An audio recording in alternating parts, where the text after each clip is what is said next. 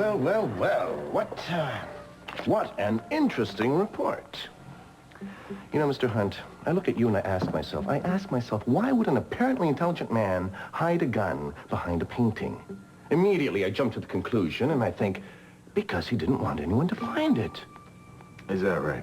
Well, I'm just a curious kind of guy. So right away, I ask myself, why wouldn't he want anyone to find it? Is this gun, now I'm going to use one of our little legal terms right now, is this gun incriminating? So by the power vested in me by the state of California, I ordered tests run on the gun, and do you know what the men in white found? That someone had attempted to remove the fingerprints from the gun. Attempted? Now this set off bells.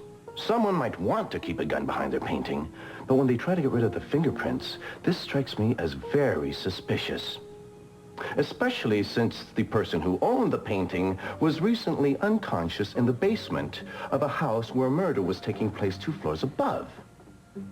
This I find very difficult to attribute to coincidence.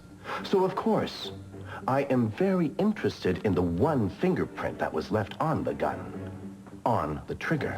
I killed Quinn. You did? How did you manage that? I was down in the basement and somebody came up from behind and knocked me out. I think it was Quinn.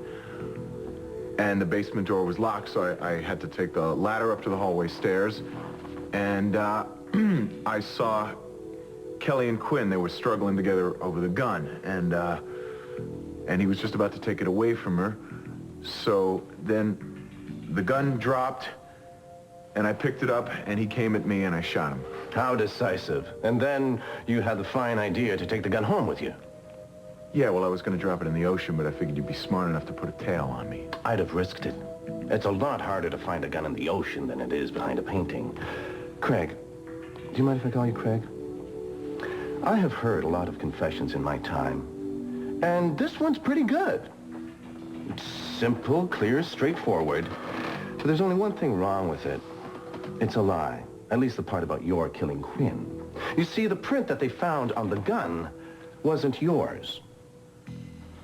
It was Kelly Capro's. No! You can be an accessory to the crime. That's okay by me. The more the merrier.